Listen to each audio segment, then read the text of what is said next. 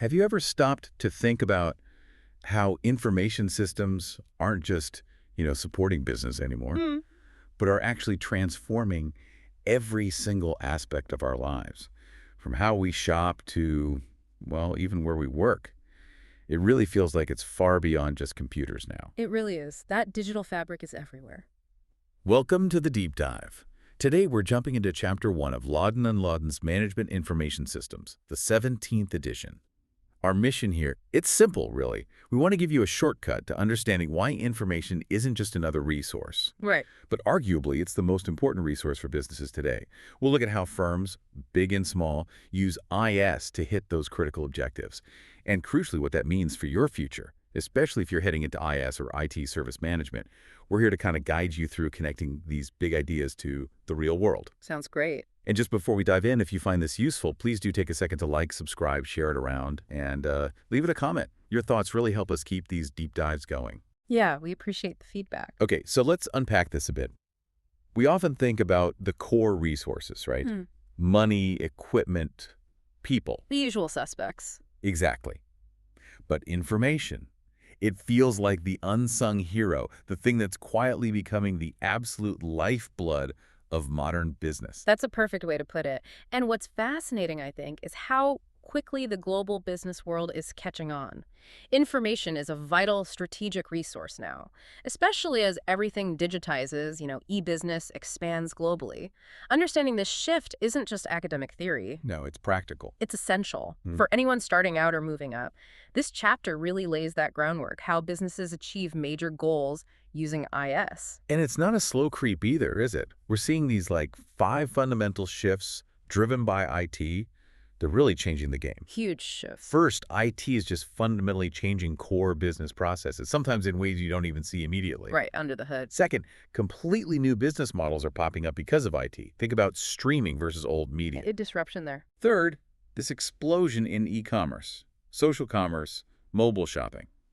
Everything's instant now. Oh, for your fingertips. Fourth, it's drastically changing how managers lead teams, how employees work together day to day. Collaboration's transformed.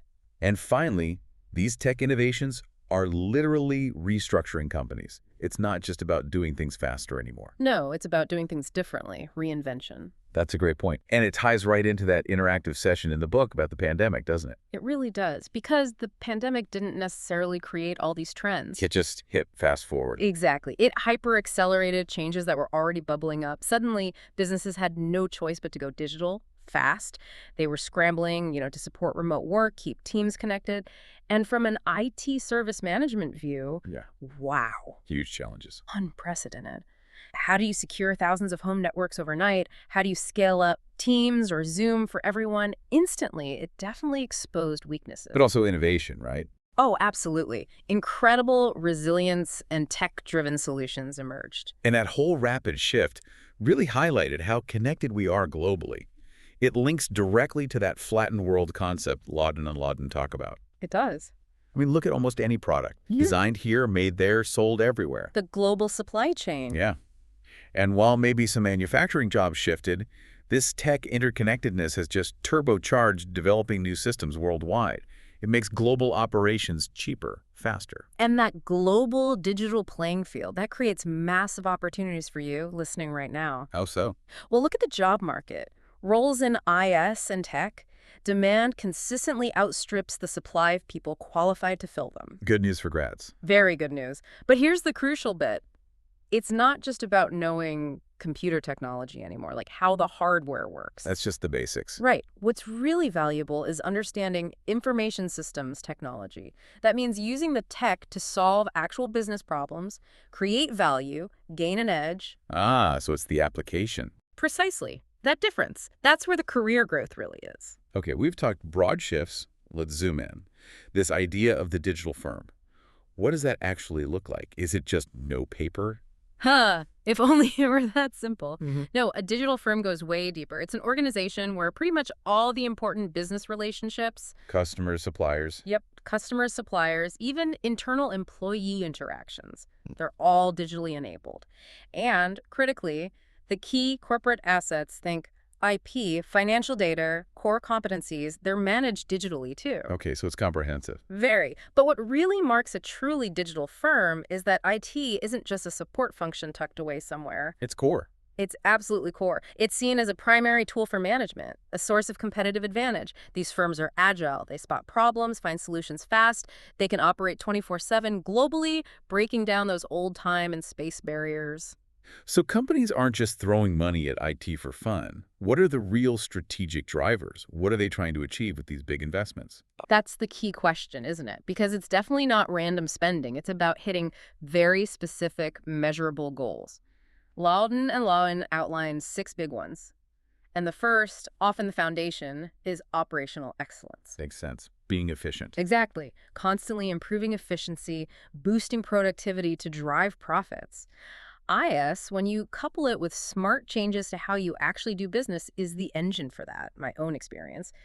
Little efficiencies add up to huge savings. Okay, what's next? Then you've got new products, services, and business models. IS is the great enabler here. Like the Apple example. Perfect example. Think about it. Without their incredibly sophisticated IS underpinning everything, could iTunes, the iPad, the iPhone even exist? Probably not at that scale. Right. The IS is the platform for that kind of constant innovation. Third is customer and supplier intimacy. Knowing your audience. And your partners. If you really know your customers, serve them well, they stick around, revenue goes up. If you integrate tightly with suppliers, costs go down, your supply chain gets smoother.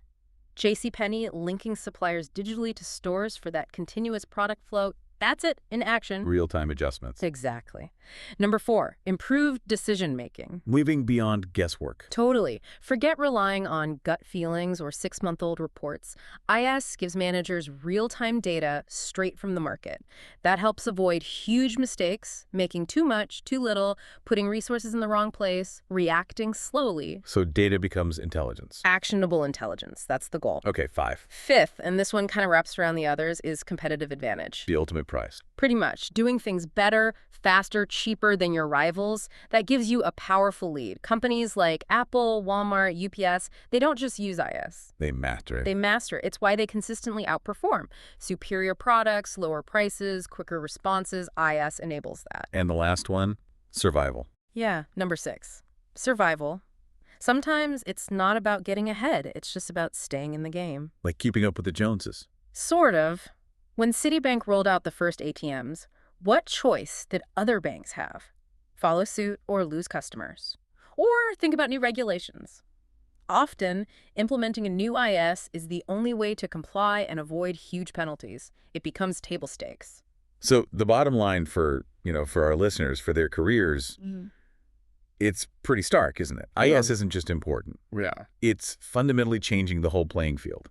Being able to navigate this isn't just nice to have. It's becoming essential, a core competency for leadership, really, in almost any field. Wow. Yeah, IS is like the new language of global business. It drives efficiency, sure, but also completely new ways to create value and compete. Understanding these 6 objectives, like having them mapped where value gets created now. That really clarifies things. Yeah. Okay, let's nail down something that often gets mixed up. What exactly is an information system? Because I think for a lot of people, it's still just the computer or the software. But it's much bigger than that. And getting this clear is vital for you as future IS pros. It's a crucial distinction, absolutely. We tend to blur a few terms. First, you've got information technology, IT. The tools. Exactly. The hardware, the software a company uses, the raw stuff. Then there's computer literacy. That's knowing how the tools work. Basic skills, typing, browsing, spreadsheets. Okay. But the real differentiator today, that's information literacy. Yeah, that is. That's about leveraging the tech and the data for strategic advantage. You know, a company could have mountains of customer data. Terabytes of it. Right, sitting on a hard drive. Yeah. But if they don't turn that data into new opportunities, better services, smarter decisions, it's just data. It's useless information, really. So literacy is about making it useful. It's about combining what you know internally with what's happening externally in the market to make genuinely better decisions and improve the whole organization. And an information system itself, it's like a cycle, right? Yeah. Input, processing. Output, feedback, yeah, the basic activities. You collect input, raw data, you process it, turn it into something meaningful.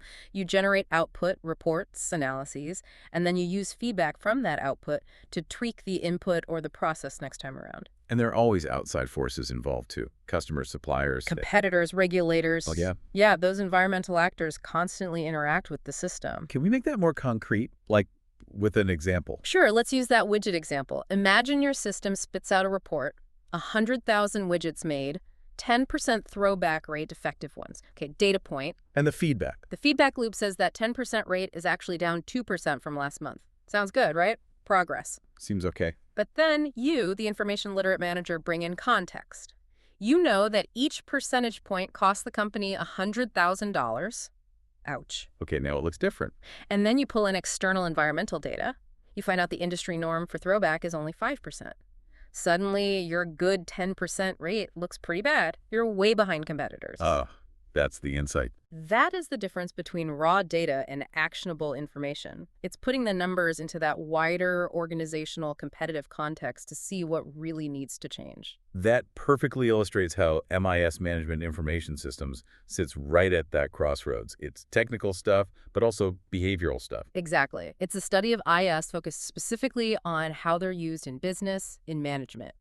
It recognizes that a successful system is way more than just the wires and code. So what are the key dimensions we need to consider? We typically look at IS through three interconnected dimensions: organizations, management, and information technology. Okay, organizations first. Right. That's the people, senior execs, middle managers, operational folks, knowledge workers. It's also the structure, the formal rules, the informal ways things get done, the business processes. And critically, it's the politics and the culture. Culture matters for IS. Hugely. Think about UPS. Their whole culture is built around customer service obsession that shapes how they design and use their IS. Compare that to Walmart, their culture is all about low cost. Their IS reflects that priority.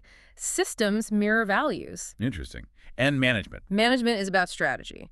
Managers set the goals, they devise the game plans, analyze strengths, weaknesses, make the big calls. They rely on IS to give them the data, the insights they need to make those decisions effectively. And finally, the technology piece. And information technology itself, hardware, software, how you manage data, the networks connecting everything. And I mean, the biggest game changer here has been the internet, the World Wide Web. How so? It just leveled the playing field incredibly. Suddenly, tiny startups could look and act big, reach global markets. Big companies could become more agile. It transformed competition. But building and running all this tech, Yeah. It's not cheap or easy, is it? Oh, definitely not. The IT infrastructure challenge is real. It's expensive to buy the stuff, sure, but the ongoing costs, installation, maintenance, upgrades, integrating different systems, training people. Training is huge. It's massive. Organizations have to be really smart and strategic about designing an IT infrastructure that actually delivers the services they need without breaking the bank. Is the UPS example in the text relevant here? Absolutely. That interactive session, Technology on UPS, is a fantastic case study. It shows how this giant established company keeps reinventing itself and crushing the competition globally, largely through very strategic, very heavy investment in IT. They didn't just automate old processes. They transformed their operations or customer interactions, everything, using IS as the lever. It really drives home the era of, the techies in white coats hiding in the back room. That long gone. Completely gone. IT is woven into everything now. And that means end users like you, our listeners, you have a much bigger role and responsibility in making it successful. So from the business side, IS isn't just a cost to be managed. Not at all. It's a problem solver. It delivers real, tangible economic value. We're talking increased productivity, higher revenues, better market position. Better decisions? Better, faster decisions, more efficient processes, ultimately more profit. The business information value chain concept illustrates this nicely, how raw data gets progressively transformed into valuable information that drives business actions. But you don't just plug in new tech and get amazing results automatically, right? Absolutely not. That's a critical point. The really superior returns on IT investments, they only happen when that technology is paired with what Laudon and Laudon call complementary assets. Okay, what are those? Think new business models that leverage the tech, redesign business processes, managers who actually support and use the new systems, an organizational culture that's open to change, and crucially, ongoing training. Without those pieces. The best tech in the world can just fall flat, or worse, cause chaos. That seems like a major challenge, though. Technology changes so fast. It is a huge challenge, and it raises this fundamental issue. Organizations, particularly big ones, just can't change as fast as the technology does. Think about the inertia. People, procedures. Exactly. Huge investments in people, retraining them, changing ingrained procedures, shifting how work gets done. That takes time, much more time than it takes for the next generation of software to come out. So there's this built-in lag. There's often a significant gap, and bridging that gap is key to actually getting the value out of the tech investment. So the real takeaway, the bottom line here, it's pretty profound. Information literacy isn't just tech skills. Not even close. It's about weaving everything together, the tech stuff and the non-tech stuff, the people, the processes, the culture, into a successful whole. That's it. The more complex that integration, yeah, the harder it is to manage. But the payoff is proportionally bigger when you get it right. Those complementary assets, organizational, managerial, social, they're the backbone. They make the tech actually work. Now, academically, how do people study IS? Are there different approaches? Yeah, broadly speaking, there are two main lenses: the technical approach and the behavioral approach. Okay. That comes out of fields like computer science, management science, operations research. It focuses on the nuts and bolts, optimizing algorithms, database design, network capacity, mathematical models, very quantitative. And behavioral. That draws on psychology, sociology, economics. It steps back and looks at the human side. How do people actually use the system? How does it change group dynamics? What are the real-world strategic and organizational impacts? So different perspectives. Is one better? Neither is inherently better. In fact, relying only on one gives you an incomplete picture. Both are vital. So what's the ideal approach? The most effective approach, the one that really works in practice, is the sociotechnical systems approach. Sociotechnical. Meaning you combine both. You look at the technical system and the social system, the people, the organization together. You optimize them jointly. You recognize that the responsibility for making IS work belongs to everyone, not just the IT department. that makes sense. It bridges the gap. It tries to. I remember reading a quote from an IT VP, Steve Roberts, years ago. He said something like, "The gap in understanding between technical and non-technical people is the biggest challenge I've seen." Still true today. Absolutely. Maybe even more so, because if you get the tech wrong, or if people don't use it right, or if it glitches, it can bring a business to its knees. You have to get both the technology and the human interaction right. Okay, let's bring it home. For our listeners, students, professionals, how does understanding all this actually help their career? It's directly applicable. Think about the kinds of roles that are booming as IT becomes more central everywhere. Financial client support specialists who understand the systems, sales engineers who can translate tech features into business benefits, IT consultants. They need this broader view. They absolutely need this holistic knowledge. Being able to see beyond the code, beyond the hardware, to grasp the organizational, the managerial, the social dimensions, that gives you a massive edge, especially in IT service management. It's what lets you truly leverage IS and, frankly, propel your career forward. It's about becoming truly information literate. So today, we've really dug into how IS aren't just tools anymore. They're fundamental drivers. They enable strategy.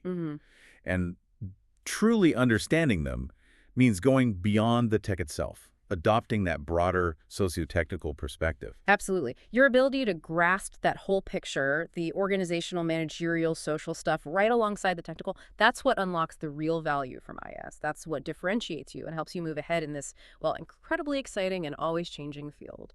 Well, thank you for joining us on this deep dive. If you found this valuable, please do like, subscribe, and share it with your friends or colleagues. Your support really does help us bring more of these insights to you. We really appreciate it. And one final thought to leave you with, given everything we've discussed about that socio-technical approach, what do you think is the single biggest challenge organizations face today when trying to integrate new information systems effectively? That balance between the tech and the human side. Let us know your thoughts in the comments below.